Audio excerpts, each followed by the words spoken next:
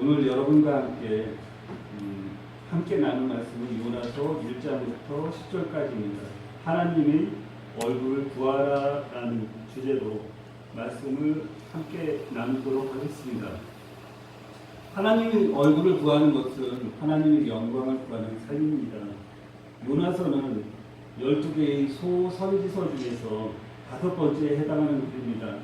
12개의 소선지서는 호세아, 요엘, 아모스, 오바댜, 요나, 미가, 나움, 하박국, 스바냐, 학개, 스가랴, 말라기입니다. 그 중에서 5번째에 해당되는 것이 바로 요나서입니다. 선지서 혹은 예언서는 대선지서와 소선지서로 구분하는데 그것을 구분하는 기준은 양입니다. 분량이 긴 것을 대선지서, 적은 것을 소선지서라고 말합니다. 그럼 질문을 드리도록 하겠습니다. 요나서의 저자 이름은 누구일까요? 요나요. 예, 그렇습니다. 요나입니다. 아주 쉽죠? 네. 우선 요나서의 저자 이름인 요나의 뜻에 대해서 살펴보도록 하겠습니다. 요나는 히브리어로 비둘기라는 뜻입니다. 비둘기는 귀소음이 강해서 통신수단이 발달되지 않은 옛날에 군사용 통신으로 많이 사용을 한 동물입니다. 성경에서 비둘기가 처음 등장하는 것이 노아의 홍수 때입니다.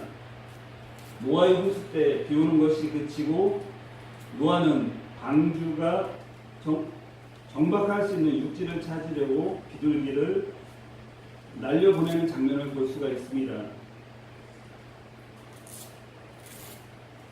이렇듯 비둘기의 존재의 목적은 메신저 역할을 하는 것입니다. 세상을 구원하시려는 하나님의 뜻과 진리를 이 세상에 전하는 것이 바로 우리 상형인 듯이 말입니다. 우리말 발음을 할 때 요나하면 이 뉘앙스가 묘해서 바로 하나님의 뜻에 불순종하는 나의 모습을 가리키는 것을 볼 수가 있습니다. 요나서의 역사적 배경을 살펴보면 요나서를 기록하게 하신 하나님의 뜻을 정확하게 알 수 있습니다. 요나서가 기록된 연대는 대략 BC 760년경입니다. 저자인 요나가 활동하던 시기는 여로보암 2세 때입니다. 요나에 대한 기록이 성경에도 기록이 있는데 열왕기하 14장부터 14장 23절부터 25절에 기록되어 있습니다. 열왕기하 14장 23절부터 25절을 같이 교독하며 읽도록 하겠습니다. 유다의 왕 요아스의 아들 아마시아 제15년에 이스라엘 왕 요아스의 아들 여로보암이 사마리아에서 왕이 되어 41년간 다스렸으며 여호와 보시기에 악을 행하여 이스라엘에게 범죄하게 한 느밧의 아들 여로보암의 모든 죄에서 떠나지 아니하였더라. 같이 하겠습니다. 이스라엘의 하나님 여호와께서 그의 종 가드의 아비떼의 아들 선지자 요나를 통하여 하신 말씀과 같이 여로보암이 이스라엘 영토를 회복하되 아말 어귀에서부터 아라바 바다까지 하였으니 이 말씀을 통해서 우리들이 다음과 같은 것을 알 수 있습니다. 첫째로 여로보암 왕이 41년간 바로 사마리아 땅을 통치했다는 것입니다. 그리고 두 번째로 그 왕은 하나님 보시기에 정말 악을 행하여 죄에서 떠나지 아니하였다는 것입니다. 세 번째로 그럼에도 불구하고 이스라엘은 영토를 회복해서 하맛 어귀에서 아라바 바다까지 이르렀다는 것입니다. 아라바 바다는 바로 사해를 의미합니다. 지도로 살펴보겠습니다. 여기 사마리아 땅 위에 하맛이라는 곳이 있습니다. 예, 맨 위에 보면 하맛이 나오는데 하맛 지역부터 바로 아라바 바다까지 이스라엘 전체의 영토가 회복된 것을 볼 수가 있습니다.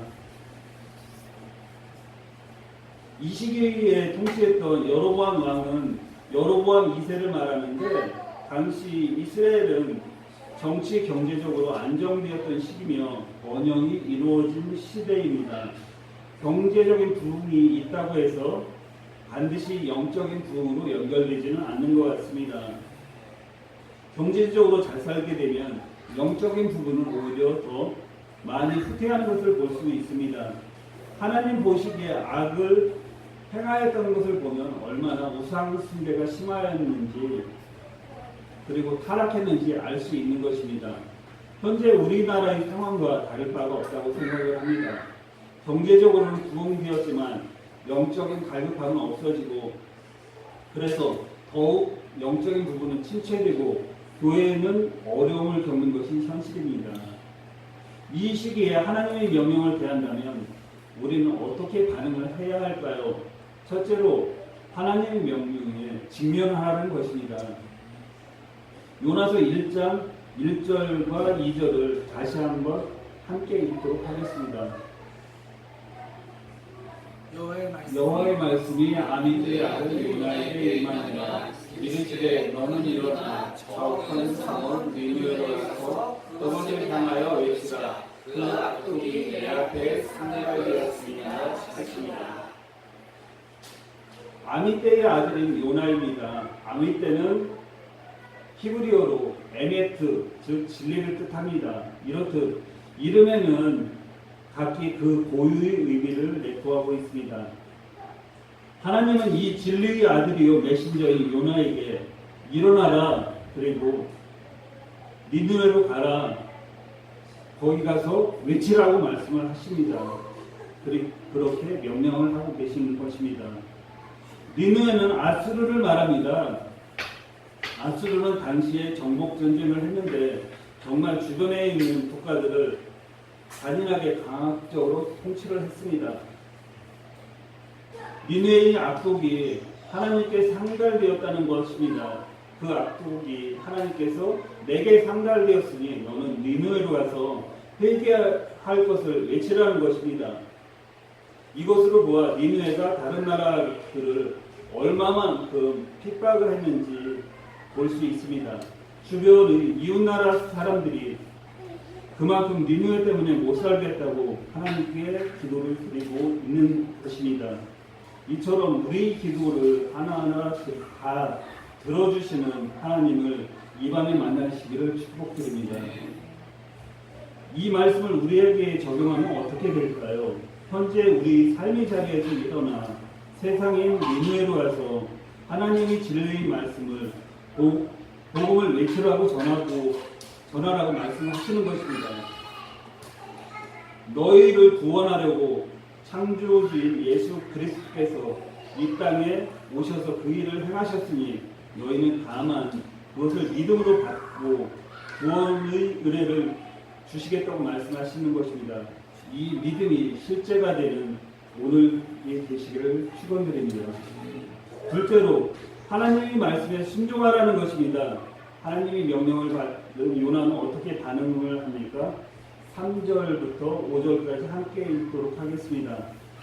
그러나 요나가 여호와의 얼굴을 피하려고 다시 일어나 다시스로 도망하려 하여 요가로 내려갔더니 마침 다시스로 가는 배를 만난지라. 여호와의 얼굴을 피하여 그들과 함께 다시스로 가려고 배삭을 두고 배에 올랐더라. 여호와께서 큰 바람이 바다 위에 내리시매 바다 가운데 큰 폭풍이 일어나 배가 거의 깨지게 되는지라. 사공들이 두려워하여 각각 자기의 힘을 부르고 또 배를 가볍게 하려고 그 가운데 물건들을 바다에 던지니라. 그러나 요나는 배 위층에 내려가서 누워 깊이 잠든지라. 사람과의 관계에서도 다른 사람의 부탁이나 명령을 제대로 수행하지 못하면 그 사람의 얼굴을 보지 못합니다. 슬슬 피하면서 도망다닙니다. 요나는 당시에 자기 나라의 철천지 원수인 니느웨로 가서 구원의 메시지를 전하라는 하나님의 말씀에 순종하지 않습니다. 그리고 도망가기로 작정을 합니다. 그 나라가 쫄딱 망해도 시원찮은데 구원하러 가다니요. 죽기보다도 싫었을 것입니다. 그래서 요나는 정반대인 달시스로 가려고 마음을 정합니다. 지도를 한번 다시 보도록 하겠습니다. 니느웨 땅은 바로 위에 있는데 달시스는 저쪽 스페인 끝에 있습니다. 지도에서 보시다시피 어림잡아 보아도 니느웨는 한 1000km 정도 떨어져 있다면 다시스는 4배에서 한 5배 거리 떨어져 있습니다. 요나는 마음을 다시스로 가기로 정하고 때마침 요바에 갔더니 다시스로 가는 배가 있어서 뱃삭을 지우라고 배에 올라탑니다. 이때 요나의 표정이 상상이 됩니다. 모든 게 딱 끌어맞았으니 나의 입장을 하나님도 이해해 주시지 않았을까 하는 생각을 속으로 했을지도 모르겠습니다. 하지만 하나님은 자기 뜻에 순종하지 않는 요나를 그냥 내버려 두시지는 않습니다. 바다에 바람을 보내서 폭풍을 일으키시고 가는 길을 막으십니다. 하나님은 하나님의 백성이 자기 명령에 순종하지 않으면 여러 가지 방법으로 가는 길을 막으십니다. 하나님께서 막는 것이 축복임을 깨달으시기 바랍니다. 그럼에도 불구하고 하나님의 명령에 순종한 요나는 계속 아래로 밑으로 내려가서 잠을 들게 됩니다. 번역된 성경이라서 우리말로 어감이 살지를 않는데 내려가는 것을 요바로 내려가고 배를 타러 내려가고 다시 배 밑층으로 내려간다는 표현을 하고 있습니다. 이것은 요나가 영적으로 깨어있지 못하고 잠이 들어있는 상태를 표현하는 것입니다. 늘 깨어서 기도하는 여러분이 되시길 축원드립니다. 요나의 불순종으로 인해서 배는 풍랑을 맞이하고 선원들은 자신의 재산을 다 날려버리고 목숨이 경각에 달리게 됩니다. 그래서 원인이 어디에 있나 살펴보게 됩니다. 그래서 발견한 것이 바로 요나가 배 밑에서 숨어서 잠들어 있는 것을 발견하게 됩니다. 우리들 한 사람 한 사람은 교회입니다. 예수님이 피값을 치르시고 사신 교회입니다. 교회가 잠들어 있으면 안 됩니다. 교회가 잠들어 있으면 세상이 걱정을 합니다. 자신들에게 고스란히 피해가 돌아오기 때문입니다. 자신의 불순종으로 인해서 주변 사람들에게 고통을 당하지 않나 살펴보는 시간이 되시길 바랍니다. 우리는 앞에서 하나님의 말씀에 직면하라, 하나님의 말씀에 순종하라는 것을 살펴보았습니다.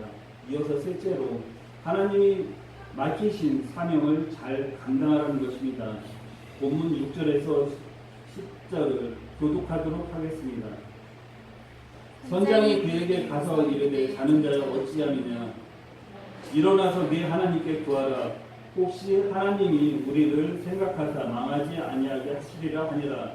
그들이 서로 이르되 자 우리가 제비를 뽑아 이 재앙이 누구로 말미암아 우리에게 임하였나 알아보자. 곧 제비를 뽑으니 제비가 요나에게 뽑히니라.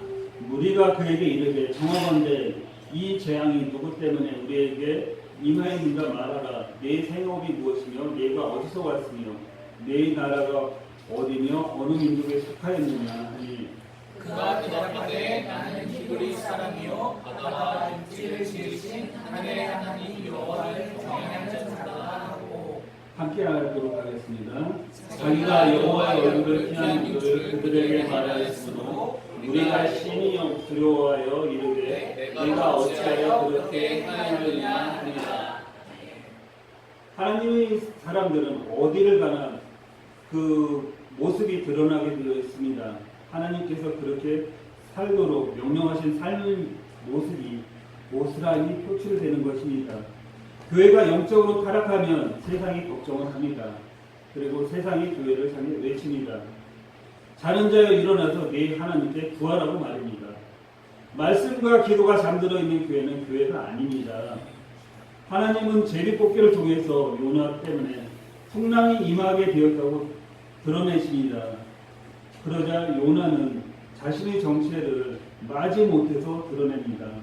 자신은 히브리 사람이요 하나님을 경외하는 자라고 말합니다. 그런데 하나님께서 원수 나라인 니느웨를 가라는 사명을 주셨는데 그 사명을 감당하지 못하겠어서 하나님의 얼굴을 피하여 다시스로 가고 있는 중이라고 말입니다. 10절을 세 번역 성경으로 읽어보면 이렇습니다. 요나가 그들에게 자기 주님이 낯을 피하여 달아나고 있다고 말하니 사람들이 그 사실을 알고 겁에 질려서 그에게 소리쳤다. 어쩌자고 당신이 이런 일을 하였소?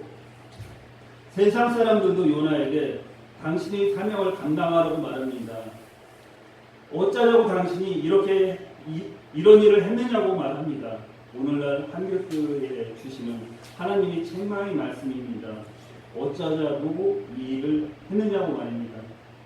오늘 요나서의 말씀을 통해서 우리들은 하나님의 진리의 말씀을 전하는 메신저로서 요나의 사명에 대해서 살펴보았습니다. 내일 주님의 말씀에 직면해서 주님의 말씀을 먹으며 그 말씀에 순종하며 주님께서 주신 사명을 잘 감당할 때 주님의 얼굴을 구하는 삶이 될 것입니다. 우리 삶의 현장에서 떨치고 일어나서 세상을 향해 가서 주님의 복음을 증거하며 외치는 사명을 잘 감당하시는 여러분이 되시길 축원합니다.